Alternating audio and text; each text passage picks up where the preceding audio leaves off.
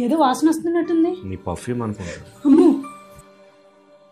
ఏంటి మొత్తం అంతా అవగొడిచారండి? ఎవరు చేశారా? నాకు తెలియదు, అదిగో ఆడే తీసాడు. ఒరే, నువ్వేనా పంపింది? చెప్పరా, చెప్పు. వీడేనండి చేసింది. ఇంక నోరు ఇప్పడండి.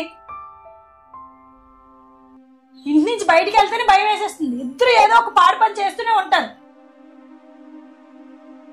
నిజం చెప్పు, ఎవరు చేశారు పని? నేను నిజంగా చేయలేదు, అదిగో ఆడే చేసాడు డాడీ. మళ్ళీ అడుగుతున్నాను శ్యాము, ఎవరు చేశారు చెప్పు. నేను నిజంగా చేయలేదు.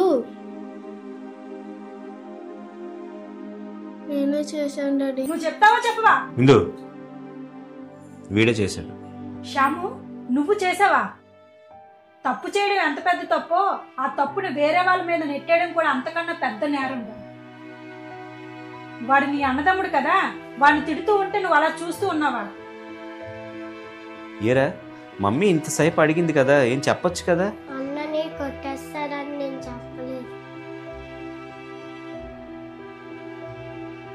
చూడు శ్యామ్, అన్నదమ్ములు ఆపద వచ్చినా సరే ఒక్కటిగానే ఉండాలి, అంతేగాని నువ్వు వేరు ఆడు వేరుగా ఉండకూడదు. ఇది గుర్తుపెట్టుకో. అన్నకు ఆపదొస్తే తమ్ముడు, తమ్ముడు తప్పు చేస్తే సరిదిద్దే అన్నలాగా అన్నాదమ్ములు కలిసి ఉండాలి.